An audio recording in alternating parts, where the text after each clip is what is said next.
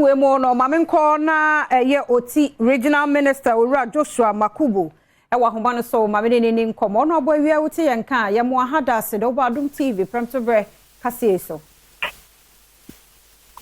mini ame ma wa ha na me charity fu nyina ya da se papa pa me sure say sabre de wanya update no ni ade solar ene bole e kwan no ene ebu agumi se ne hot say amanebo no e kire say na me da say na solar ni boga o de na akoye the upper regions na oti region ye de na ye di hu nkomo ene ye bridge na eda nkwanta ene kiri linki nkwanta to kiri power odomi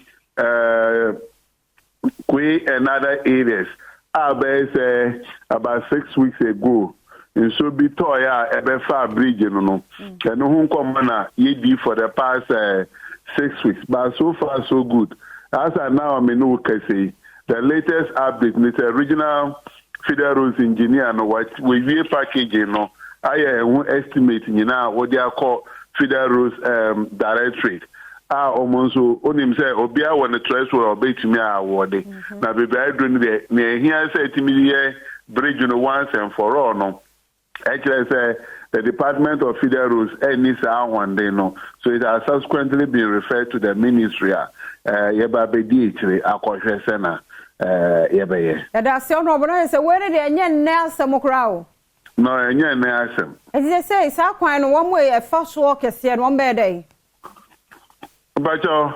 Make us a bridge, and say one more first one bad day. Yeah, that is the challenge. What was to see because and then Ufri power kwekeri gekro eba nkwanta. Obesa ubekwa kwacho kwentinte e de afa abrewa nko na be pie bra kwa junction and so no betimi abeduru nkwanta. Eba ne sa ema nomamu yedin ene ne omuni sa ahwande nimba ne ni angasa ne car ananse moto odi betwa sa kwentintin na won se noma bi ebe ka kire e wona ebrabom ena ebi nso because yes so necessary say omu be cross abankwanta no na omu try so mu be manage the leftover part of the bridge very risky and at any point in time ebitimi ebu ekum no but when wadarumo wan hunu wante ekwan isa ofaso ni atwa me na buagu mama sa ha we ba yeso ansa na ekwan na me faso na bridge na some start here no enye nden but they provide an alternative route and then the contractor be vie some portion of the bridge yesterday no and do even 3 months and so toy and then the magnitude of the rainfall that day now, you realize it was a disaster now because there was a temporary one a year so that they can work on the main bridge. And sad disaster no okay a wash away the temporary bridge. There, excuse me to say,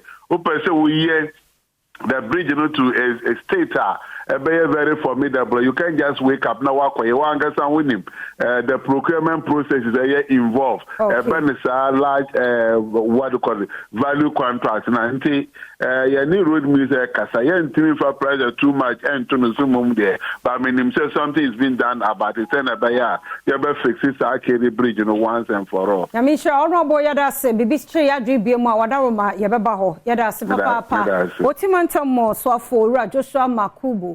And I yet say no kind of